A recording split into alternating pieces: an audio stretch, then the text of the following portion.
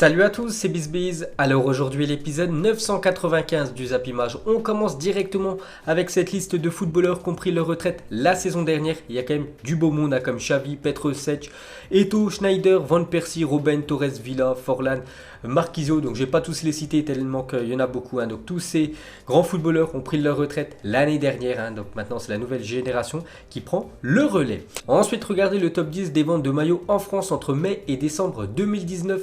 Donc le maillot le plus vendu sur le territoire français, c'est le maillot du Paris Saint-Germain. Voilà, le PSG arrive en première position. Marseille en deuxième position. Troisième position, c'est un club étranger. C'est l'équipe du FC Barcelone qui vend beaucoup de maillots en France. Donc Barça troisième. Quatrième, l'équipe de la Juventus. Donc bien classé la Juventus, certainement avec l'arrivée de Cristiano Ronaldo. Ça a boosté les ventes de maillots de la Juventus. On peut voir que l'AS Saint-Etienne, un autre club français, est classé à la huitième position.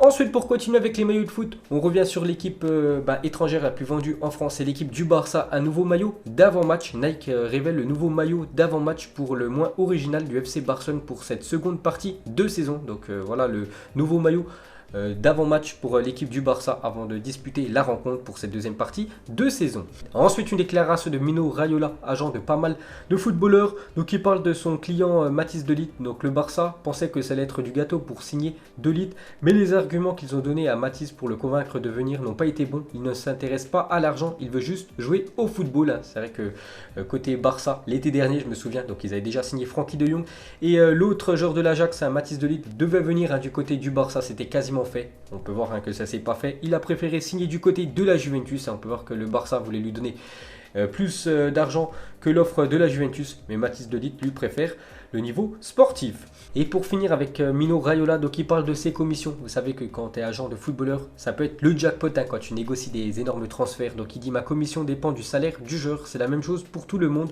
Je ne pointe une arme sur la tête de personne. Donc voilà en gros comment il touche ses commissions. Tout dépend du salaire de son client dans son futur club.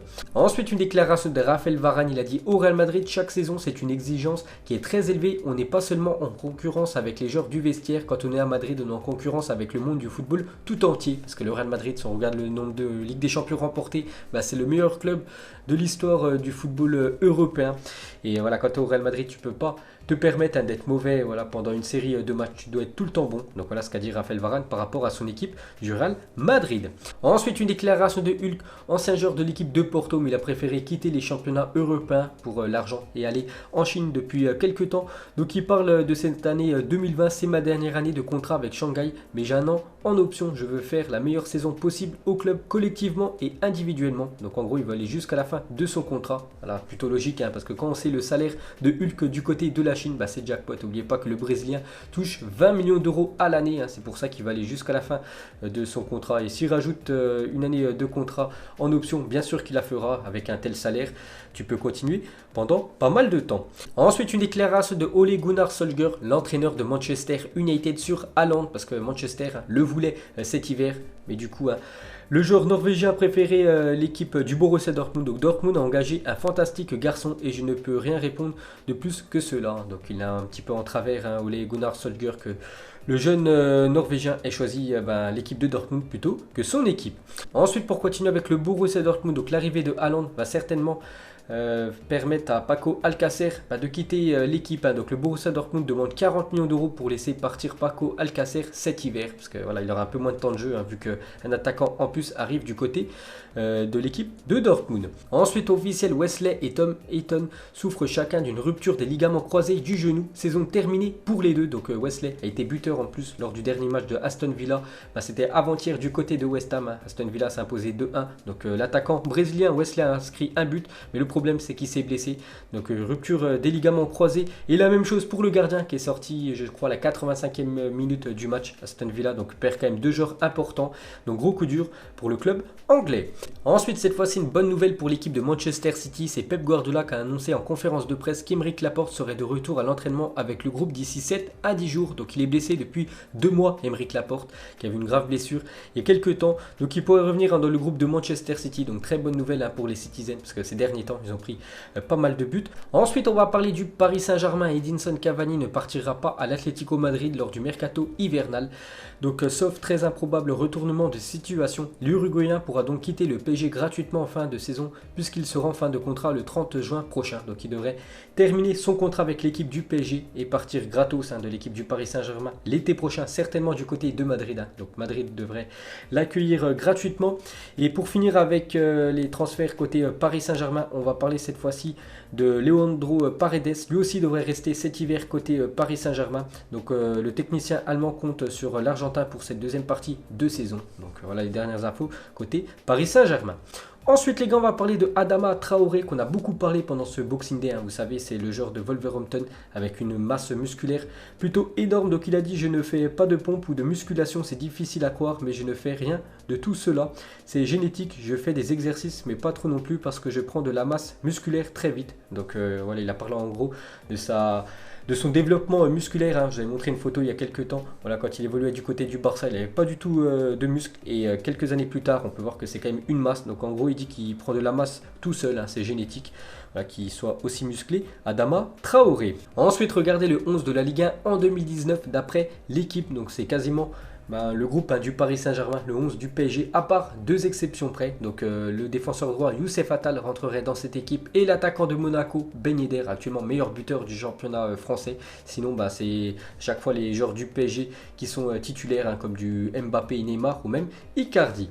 Ensuite on va parler de la grosse info de la journée. Donc info quand même à prendre avec des pincettes. Donc d'après 11 mondial, Real Madrid, les dirigeants merengues penseraient aux Sénégalais pour le prochain mercato estival. Donc le Sénégalais en question, c'est Sadio Mané, le joueur de Liverpool. On peut voir qu'il y a même un article en Angleterre d'après BB Sport. Donc voilà, Sadio Mané du côté du Real Madrid, ça pourrait se faire l'été prochain. Donc le Real Madrid aurait pris des contacts avec les représentants de Mané, âgé de 27 ans. L'international sénégalais a encore 3 ans et demi de contrat avec Liverpool. Donc moi, mon point de vue les gars, je vois pas du tout Sadio Mané quitter quand même l'équipe de Liverpool, club. Je le vois pas du tout lâcher l'un de ses meilleurs joueurs actuellement, Sadio Mané, qui est très bon. Et surtout Mané joue dans la meilleure équipe actuellement. Voilà, Liverpool, ça surclasse la première ligue. En Ligue des Champions, ils ont remporté la dernière compétition. Mais on sait que dans le foot, tout est possible. Donc pourquoi pas les gars, l'été prochain, Sadio Mané du côté du Real Madrid. Et pour finir avec le Sénégalais, donc Patrick Vieira, l'entraîneur de Nice, parle de la 4e place au Ballon d'Or de Mané. Donc je trouve cela injuste par rapport au nombre de matchs joués, au nombre de fois où il a été décisif, à l'implication qu'il a eu dans les buts et de son comportement sur le terrain. Il méritait beaucoup mieux que cette 4e place. C'est vrai qu'il y en a encore beaucoup qui se demandent comment il a réussi à pas terminer sur le podium, le joueur de Liverpool. Ensuite, le jour où le fils de Suarez a voulu faire comme papa et mordre son père. Donc on sait qu'il a un passé très sombre, Luis Suarez. Vous vous souvenez, lors de la Coupe du Monde 2014, Italie-Uruguay, il avait mordu à l'épaule quand même Chiellini. Après, il avait été suspendu par sa fédération plus de 8 mois quand même, Luis Suarez, après avoir fait cette morsure. Donc on peut voir que son fils a les mêmes gènes que son père. Ensuite, la carrière de Balotelli à l'envers est incroyable en vrai. Donc tu débutes à Brescia avant d'aller à l'OM où la marche était trop haute. Pour un jeune, tu te relances à Nice avant d'exploser à Milan, puis de rejoindre l'ambitieux Manchester City et de finir en gagnant la Ligue des Champions à l'Inter. C'est vrai qu'il a commencé très fort, Mario Balotelli. Ensuite, une déclaration de Zlatan Ibrahimovic. Il a dit: quand je suis parti de Milan en 2012, cela s'est fait contre ma volonté. Je respecte beaucoup Milan comme club. La situation était ce qu'elle était et on n'a rien pu faire. Donc quand il a quitté quand même l'équipe du Milan AC en 2012, c'était pour rejoindre l'équipe du Paris Saint-Germain. Il dit en gros que c'était contre sa volonté. Il n'a rien pu faire. Il était obligé de signer au Paris Saint-Germain. Donc voilà ce qu'a dit Zlatan. Donc il clash un peu son ancien club du Paris Saint-Germain. Ensuite, regardez les meilleures attaques, toutes compétitions confondues de l'année 2019. Donc c'est l'équipe de Manchester City l'année dernière qui a inscrit plus de 171 buts. C'est quand même énorme. Ils ont quasiment 30 buts d'avance sur la deuxième équipe qui est le Bayern Munich et le PSG, très bien classé en 3e position. Bon, c'est ex-aequo aussi avec l'équipe du Bayern. Ensuite annoncé dans le viseur de Lyon, Jetson Fernandez préfère rejoindre la Première Ligue. Ses agents discutent avec 4 clubs anglais dont Manchester United qui pourrait faire une offre dès cet hiver pour le jeune crack de l'équipe du Benfica, le jeune crack portugais. Ensuite, une déclaration de Lionel Messi. Il a dit: il est vrai que j'étudie toujours le gardien adverse, plus spécialement lors des coups francs. J'observe pour voir s'il se déplace ou s'il fait un pas d'un côté ou de l'autre. Tout est question d'apprentissage et de formation. Donc rien n'est laissé au hasard pour Lionel Messi lors de ses coups francs. Il a bien examiné le gardien adverse et c'est pour ça que c'est l'un des meilleurs tireurs de coups francs de l'histoire du football. Ensuite, une déclaration de Vikash Dorasso, ancien footballeur, il avait même joué en équipe de France, bon, il y a pas mal d'années, donc il parle du dopage dans le football. Des fois, je ne ressentais pas la fatigue. En fait, on flirte avec le dopage, les produits rentrent, sortent, on sécrète les choses, on joue tous les 3 jours, c'est humainement impossible. Je carburais à la piqûre, à l'infiltration, aux antidouleurs, aux anesthésiants. Donc en gros, il dit qu'il était dopé quand il était footballeur il y a quelques années, Vikash Dorasso. Ensuite, une déclaration de Antoine Griezmann, il a dit: je ne suis pas parti de l'Atlético pour gagner la Ligue des Champions ou gagner plus de titres. Je suis venu ici au Barça pour apprendre un nouveau style de jeu, une nouvelle philosophie et pour grandir sur le plan personnel. Donc voilà pourquoi Antoine Griezmann a signé du côté du FC Barcelone l'été dernier. Ensuite, beaucoup d'attaquants sont passés au Barça, mais un seul est resté fidèle au club pendant toutes ces années. Donc on parle de Lionel Messi. C'est vrai qu'il y a eu du beau monde en attaque, côté FC Barcelone ces derniers temps. On peut voir Eto'o, Thierry Henry, David Villa, Zlatan Ibrahimovic, Alexis Sanchez et même Neymar. Mais tous ces joueurs-là ont resté une voire quelques saisons du côté du FC Barcelone. Après, ils ont quitté le club alors que Messi a fait toute sa carrière côté Blaugrana. Ensuite, jetez un coup d'œil aux affiches de la journée. Donc les championnats ont repris ce week-end. Donc il reste des matchs en Liga BBVA, aussi en Serie A, et il y a de la Coupe de France. Ce soir, le PSG ira du côté de l'Inas Montléry. Donc c'est une équipe amateur. Ensuite, une mauvaise nouvelle pour l'équipe du Real Madrid. Donc vous savez que mercredi, il joue la demi-finale de la Super Coupe d'Espagne en Arabie Saoudite contre l'équipe de Valence. Donc le recrue phare, Eden Hazard, est forfait pour la demi-finale, voire la finale, bien sûr, si le Real Madrid se qualifie. Et pour finir ce Zap Image, regardez le classement des clubs ayant remporté le plus de trophées internationaux. On peut voir que c'est le Real Madrid leader avec 26 trophées. Donc c'est juste les trophées. Par exemple, pour le Real Madrid, hors Espagne, donc on parle de la Super Coupe d'Europe, la Ligue des Champions, l'Europa League, donc 26 trophées quand même pour l'équipe du Real Madrid. On peut voir que le Milan AC est très bien classé aussi avec 18 trophées internationaux. Donc voilà les gars, la fin de ce Zap Image 995. Donc si ça vous a plu, un petit like et je vous ferai l'épisode 996 demain. Donc moi je vous laisse et je vous dis à la prochaine. Comme d'habitude, ciao à tous!